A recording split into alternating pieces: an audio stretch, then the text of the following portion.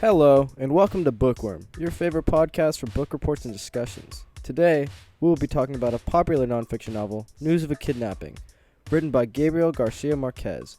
This was originally published in 1996. This novel is written in the perspective of two women named Beatriz and Marua, who were kidnapped and held against their will by the Medallion, a Colombian drug cartel, run by the one and only Pablo Escobar. These women are held in a small prison-like cell where they are held until the cartel can use them as bargaining chips against U.S. extradition. Marquez goes in deep detail as to how these women were treated and the emotions that were displayed throughout the whole experience. Being kidnapped and held against your will can obviously destroy you emotionally. Today, we have a number of questions and discussions to introduce through a couple of Q&A sessions with none other than the women abducted, Marua and Beatriz, and the head of the abduction, Pablo Escobar. After covering the topics throughout the novel and the reasoning behind the whole conflict, we'll bring in another popular guest, known as El Chapo, head of the Mexican drug cartel, to see how the events throughout this novel can conflict with today's world, as well to see the similarities between the two cartels. Thank you. Please enjoy. Hello once again. I'm here with Beatriz and Marua, the two main characters in the novel. Hello ladies. It's great to have you here in the studio today. So Beatriz, tell us how it was like living in captivity. It was awful. At the beginning, we had to speak in whispers. Maruja, who was sick at the time, was forced to cough into a pillow to keep quiet.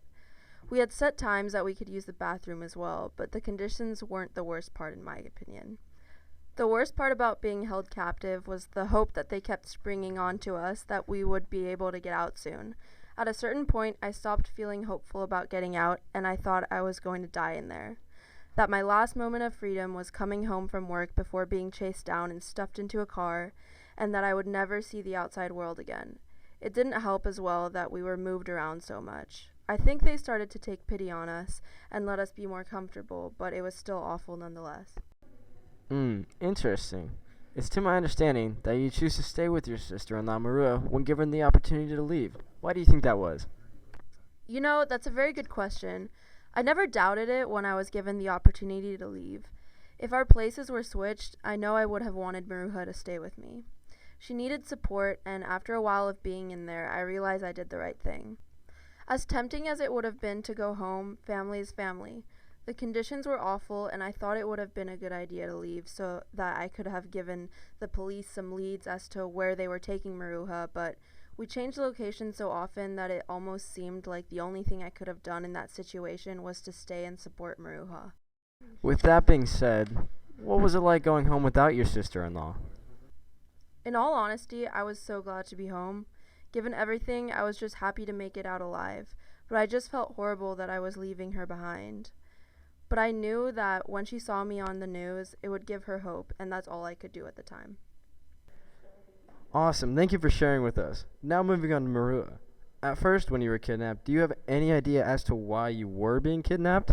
I had seen that journalists and authorities have been disappearing one after another on the news, and I knew instantly that it has something to do with other prior kidnappings. With that being said, do you think that your husband's position working for the president had anything to do with you being a specific target to the kidnapping?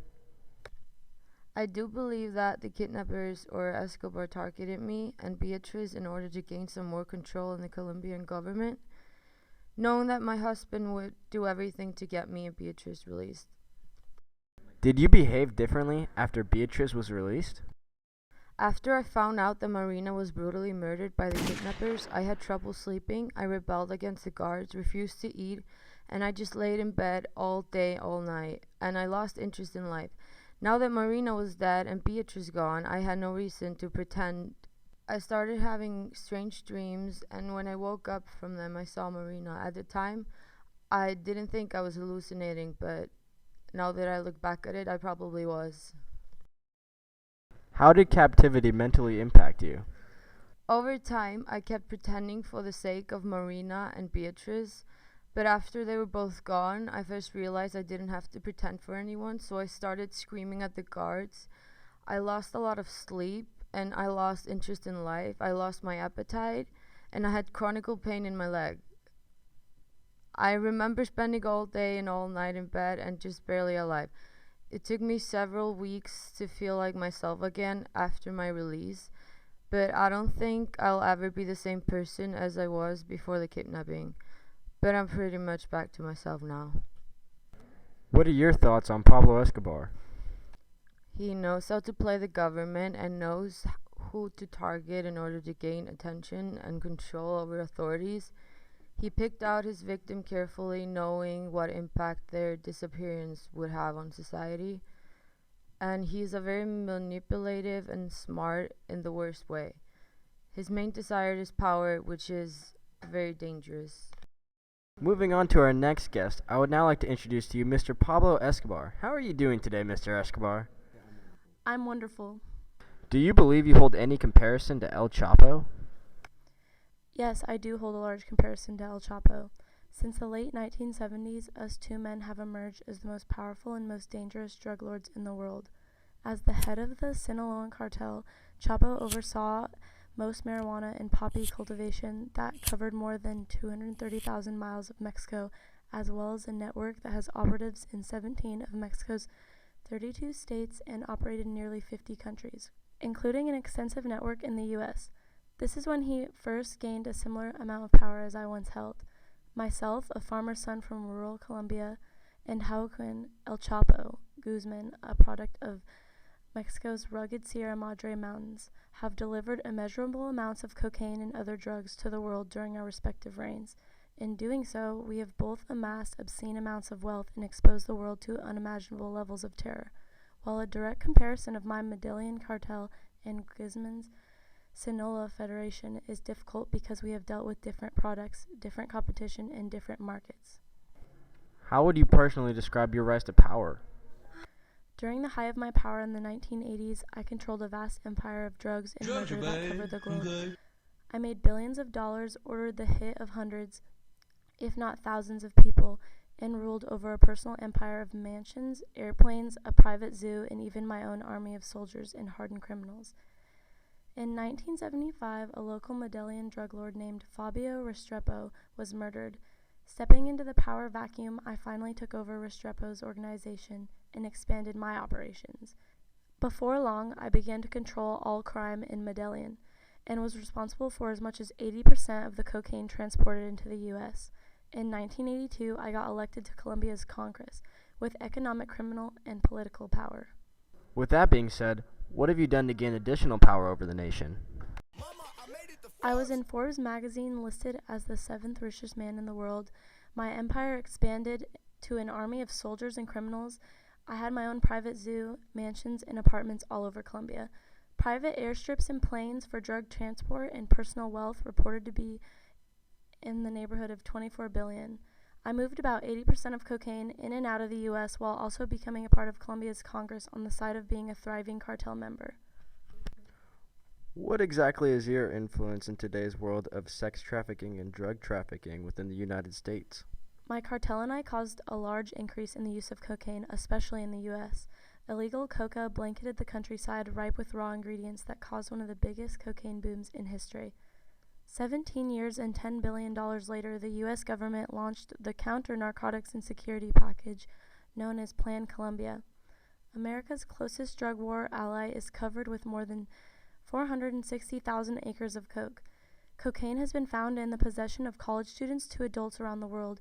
Recently, many cases of drug trafficking have been found among Miami college students and other outsiders. As well as being a drug lord, I also ran a sex trafficking business on the side, pushing young girls to the street to exploit themselves to my men as a form of payment and appreciation.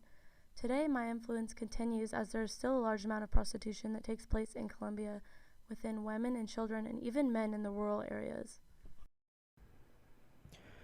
Now moving on to our final guest this evening, Mr. El Chapo. Great to have you here. The first question I have today is, do you believe you have any relation to Pablo Escobar? We're both from South American countries. We lived in a place where poverty runs rampant, and we both took those opportunities to be successful. We did this by building massive drug empires that we used to control large amounts of people that work under us, to make billions of dollars. What is your influence on drug and sex trafficking in the United States? I trafficked over 4,400 pounds of marijuana and about 10,400 pounds of cocaine from October 19th, 1987 to May 18th, 1990, and have received roughly $1.5 million. How would you describe your rise to power? It was difficult to come from poverty, like most people from South America. I found benefit in trusting others that are faithful and I know will bring me success. I took advantage of my opportunities by accounting for the lack of security and dream of a better life for many people. In 1989, when the former cartel leader El Padrino, or the Godfather, was captured and arrested for staging the murder of an undercover DEA agent.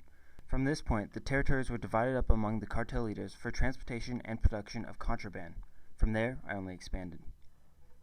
What have you done to gain power over your nation? I have simply provided the people of my country with not only an outlet to escape their lives in ruins, but also provided many job opportunities for my people as the cartel expands into other countries and reaches more and more people. Palma, a rivalry cartel leader, was arrested by the Mexican army June of 1995. From there, I took control of the entire cartel and proceeded to make the largest cartel in Mexico, and myself the most powerful drug trafficker in the world. At this point, I'd become the 10th richest man in Mexico and the 1,140th in the world. It was estimated that in 2013, I surpassed Pablo Escobar as the godfather of the drug world. What if Escobar accepted the Colombian extradition? Would he still be alive today? Would El Chapo ever rise to power? Or would Escobar dictate the walls in which he lived in, like the prison he had previously owned? Sadly, that's all we have today for this episode of Bookworm. But check in next week for all the new exclusive on J.K. Rowling and the insider scoop on her real motive behind Harry Potter. Thank you once again. Tune into Channel 101 next week at 2 o'clock to listen to your favorite podcast, Bookworm.